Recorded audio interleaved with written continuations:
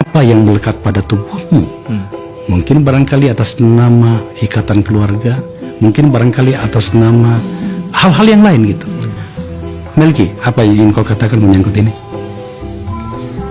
Saya geli Bang melihat para politisi menjelang Pilpres 2024 selalu berpura-pura muda.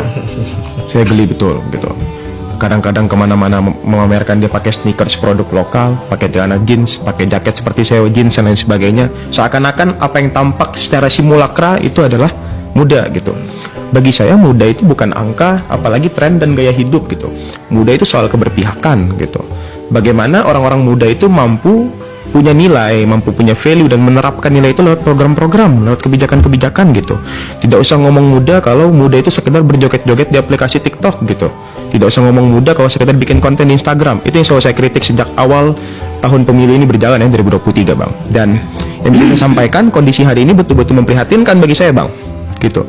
Banyak orang berpura-pura muda tapi tanpa sadar mereka mematikan harapan anak muda akan kekuasaan, mematikan harapan anak muda akan cerahnya masa depan negeri gitu. Saya langsung straightforward Bang. Bagi saya, putusan MK kemarin tidak sedikit pun memberikan ruang ataupun memberikan keuntungan bagi generasi muda. Anda tidak merasa diuntungkan gitu? Tidak sama sekali. Saya berusia 22 tahun Bang. Saya generasi Z, bahkan bukan milenial. Saya generasi Z gitu. Dan saya merasa tidak ada satupun frasa dalam putusan MK kemarin yang menguntungkan generasi muda.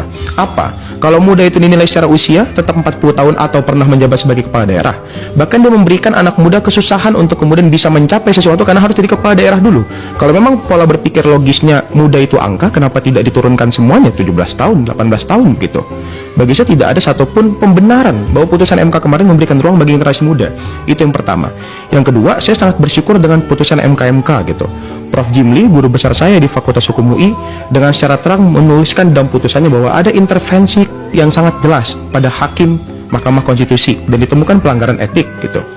Pelanggaran etik ini sudah sangat jelas kelihatan ketika hakim MK ketuanya Anwar Usman tidak mau mengadili kasus yang lain, tapi kemudian menunjukkan keberpihakannya pada beberapa kasus gitu.